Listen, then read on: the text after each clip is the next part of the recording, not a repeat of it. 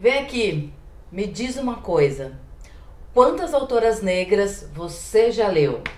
Ah, já sei. Você quando lê o livro, não escolhe o livro pela capa, não vê a etnia nem o gênero do autor. Você só quer ler uma boa literatura. Você está certo. Não tem nenhum problema pensar assim.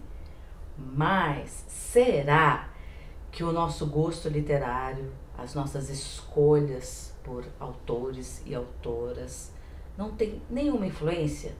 Elas são 100% nossas. Então, o seu gosto literário é tipo o alecrim dourado que nasceu no campo sem ser semeado? Será? Bora conversar sobre isso? Meu nome é Juliane Souza, eu faço parte, sou uma das responsáveis pelo projeto Mulheres Negras na Biblioteca. É um projeto que há 3 anos trabalha na formação de público leitor de obras de autoras negras.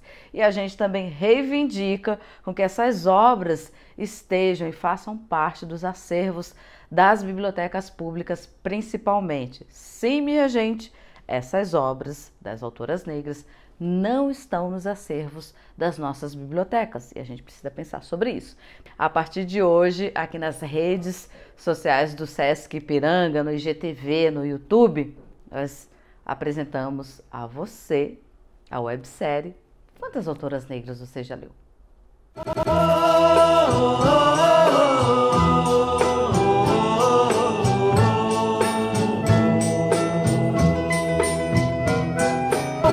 Você sabia que a primeira mulher a escrever um romance no Brasil era uma mulher negra e nordestina, 100% maranhense?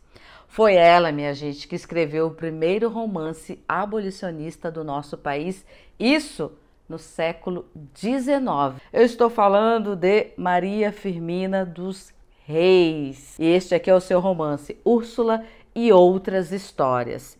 E a minha pergunta é a seguinte: por que você nunca ouviu falar dessa mulher, por exemplo, na escola? Carolina Maria de Jesus. Eu sei que muita gente aqui agora vai falar, não, mas eu conheço Carolina, estou lendo Carolina. Mas a minha pergunta é, a partir de quando você começou a ler Carolina? Quando você descobriu Carolina Maria de Jesus como autora, como escritora?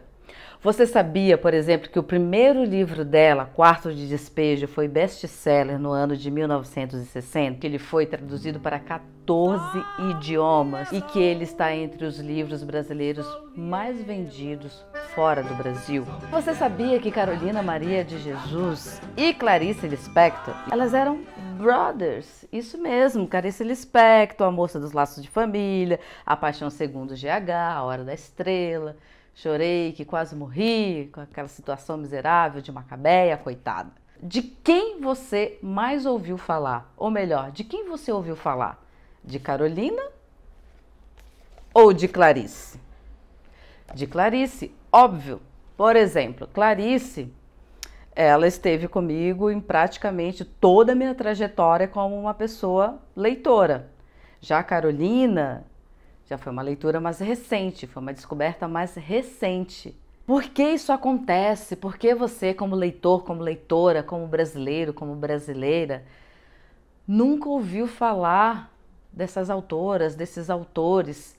Por que que a produção intelectual de mulheres negras, toda a sua produção literária, não chega pra gente? Por que que a gente não tem acesso a isso? Porque só agora a gente começa a olhar para isso como que uma autora do século XIX. Só agora que a gente consegue olhar para essa autora e para sua obra. O que que aconteceu aí no processo da nossa história que essas autoras não chegaram nas nossas escolas, por exemplo? Os nossos professores não falaram dessas autoras para a gente.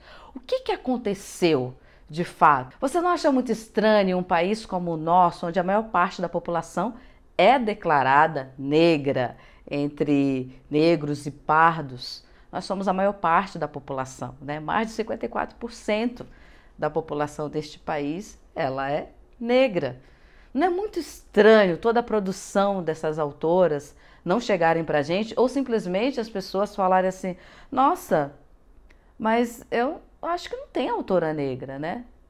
Nunca ouvi falar. As pessoas falam isso pra gente, né? Isso é uma realidade, falam até hoje. Então, como assim as pessoas não conhecem essas autoras, né? Nunca ouviram falar dessas autoras em um país onde uma parte da população é preta? Não faz sentido isso, não é? O que você acha sobre isso? Conta aqui pra gente a sua opinião. Por exemplo, como que você não conhece uma obra como Um Defeito de Cor, de Ana Maria Gonçalves? Água Funda foi meu livro de 2019, um livro belíssimo de Ruth Guimarães. As Mulheres de Tijuco-Papo, de Marilene Felinto. Maréia, de Miriam Alves. Um Dia Bonito para Chover, de Lívia Natália. Como que nós não conhecemos, não lemos essas obras, essas autoras? Tem algum problema aí no meio do caminho e a gente precisa conversar sobre isso. Vou mostrar aqui para vocês Cadernos Negros. Eu tô com o 41º volume, mas ele já tá no volume 42. Tem muita gente que não conhece essa produção literária, que publica, né, autores e autoras negras. E foi aqui que a Conceição Evaristo, por exemplo, começou a publicar, né, a sua obra, os seus poemas, os seus contos. Foram nos Cadernos Negros, e tem muita gente que não conhece essa produção literária que está aí já há 42 anos, minha gente, 42 anos, publicando autores e autoras negras, poemas, contos, histórias.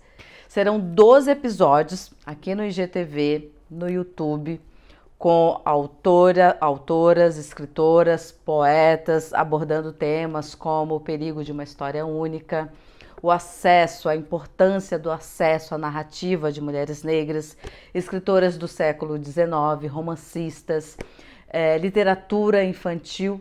Tudo isso você vai encontrar aqui nessa websérie, conhecendo as autoras, ouvindo as suas vozes, ouvindo a sua produção literária. E pensarmos, né, qual a importância da literatura no combate ao racismo, por exemplo. Será que a literatura tem essa obrigação de combater o racismo?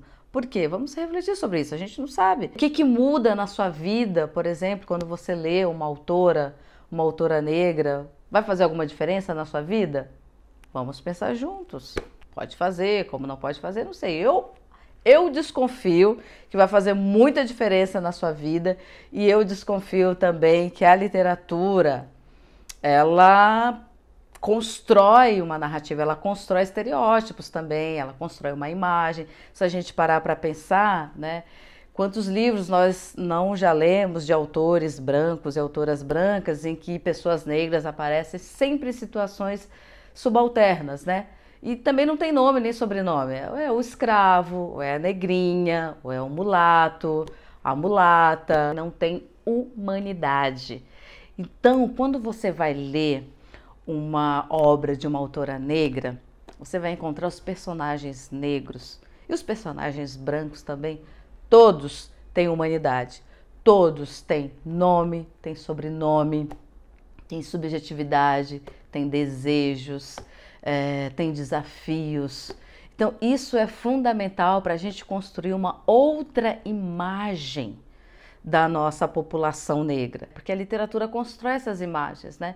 Depois essas imagens vão para onde? Vão para o cinema, vão para as novelas, vão para outros lugares, né? Quanta produção cinematográfica ou de novela não foi inspirada em uma literatura, né? Então tudo isso é importante para a gente pensar o que é uma educação antirracista e qual a colaboração da literatura nesse sentido. Então, nesses 12 episódios, você está mais do que convocado a estar aqui com a gente, participando, deixando seus comentários, likes, compartilhando com geral esse debate que a gente vai promover aqui nas redes sociais do SESC. Combinado, gente? Então, muito obrigada, sejam muito bem-vindos a esta websérie. Quantas autoras negras você já leu? Até o próximo episódio. Tchau!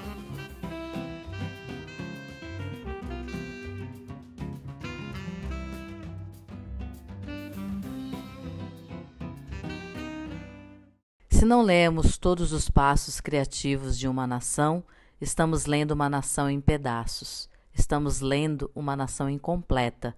Conceição Evaristo.